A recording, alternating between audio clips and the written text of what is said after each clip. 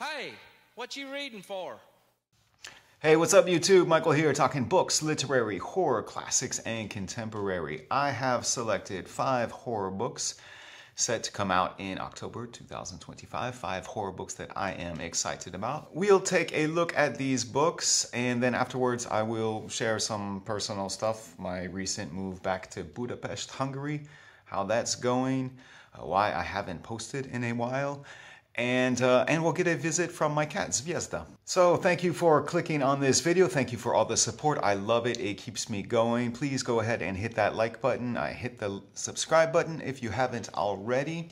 We'll skip the intro sequence and dive straight in, starting off with Her Wicked Roots by friend of the channel, Tanya Pell. A retelling of the Nathaniel Hawthorne classic Rappaccini's Daughter, coming out October 7th. Or as Tanya Pell herself said, I don't know if we're not breaking news here on this channel, but congratulations are in order, I think. Yes, thank you. I don't know when this happened, but I found out about it recently. You have just signed a 2-book deal with with Gallery Simon and Schuster. Fantastic. So thank you. The first book, Her Wicked Roots, comes out October 7th of 2025. Her Wicked Roots. I like that title. Her Wicked Roots. Okay. It is a gothic Okay. tale loosely based off of the short story Rappaccini's Daughter by Nathaniel Hawthorne. Okay, which I'm not familiar with. So heavy gothic, light body horror. Okay. All dark and secretive. Expect many candles in dark hallways and lush reclusive gardens, and Okay. All right. so much darkness. Cordelia flees the oppressive charity school she was raised in and goes off in search of her missing brother, Edward. She ends up in the sleepy town of Faro, but everyone there claims to have never heard of Edward, not even the man he was supposedly working for as an apprentice. Cordelia turns to Lady Evangeline, a local botanist who hires on young women and protects them from man's world of wicked desires and deceits. Cordelia is then a maid and companion to Lady Evangeline's enigmatic daughters, Prim and Briar. When she stumbles across evidence that her missing brother Edward was once there, she's determined to find answers. I think Tanya Pell is a bigger fan of the fun side of horror, more so than I am. I've forgotten how to have fun. I used to know, but something happened. I don't know how to have fun anymore. So like the other books of hers that I've read, or the other book of hers that I read, Cicada, I'm expecting Her Wicked Roots to lean into the fun side of horror that is popular these days, but the book does promise to deliver more than that. Atmospheric and eerie, and I'm rooting for it to be a big success.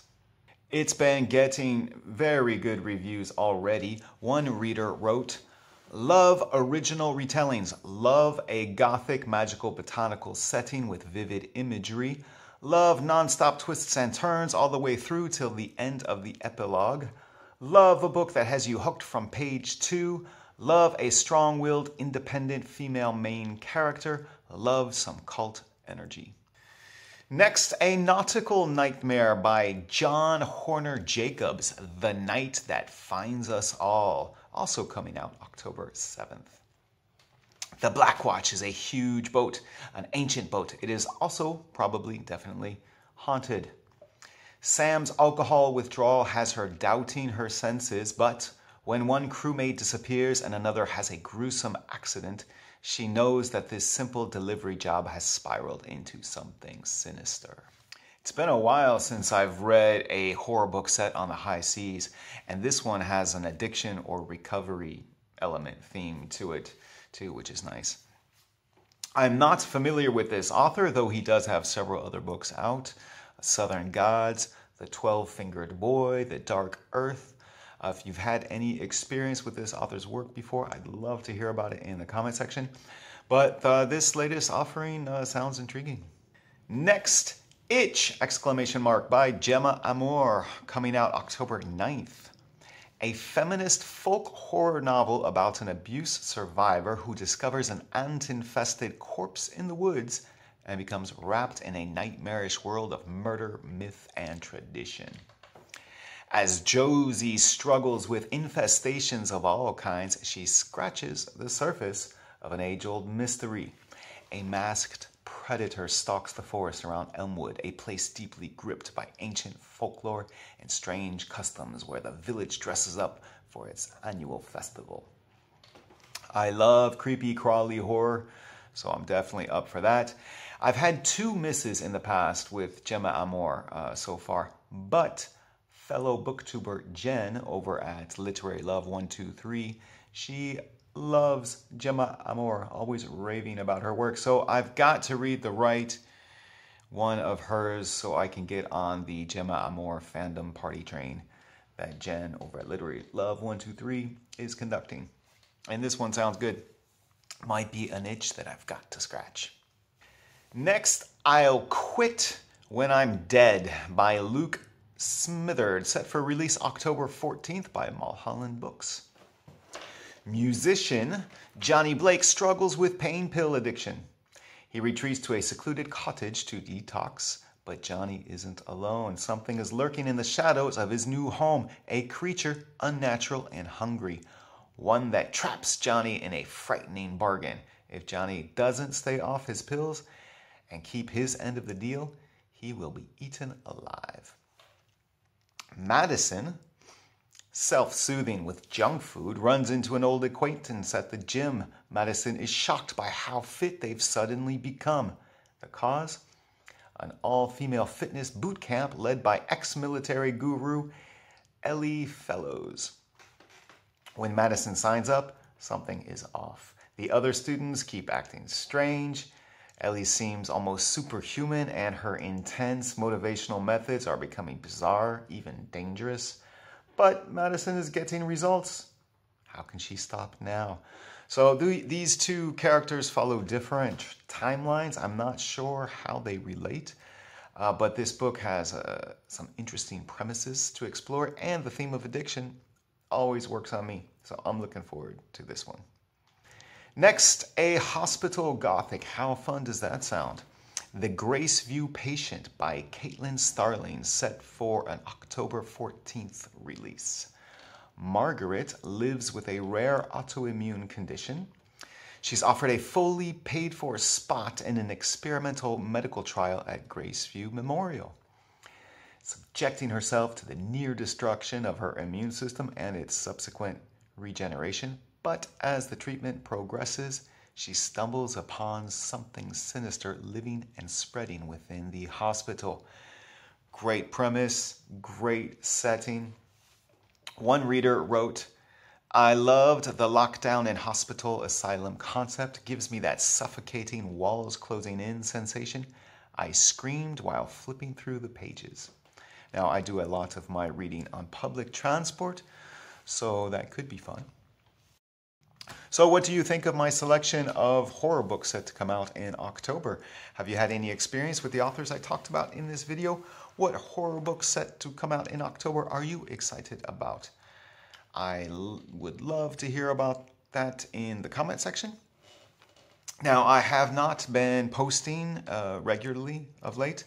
September 1st, I moved back to Budapest. This is the 4th time I've moved to Budapest, but like they always say, the 4th time's the charm, right? So I'm hoping that this time is the charm for me. I love this city. I have a lot of good friends here. It's an aesthetically interesting, if not beautiful, city. There's a good creative energy here. I consider Budapest my second home. I'm not sure what my first home is, but Budapest is my second. I hope I can stay here. I am staying with a friend in a large 2-bedroom apartment in a good location. I am looking for a job. It is not going well. I am not having success finding a job, and I am aiming low, like truly low. Still no job on the horizon. Pretty scary stuff.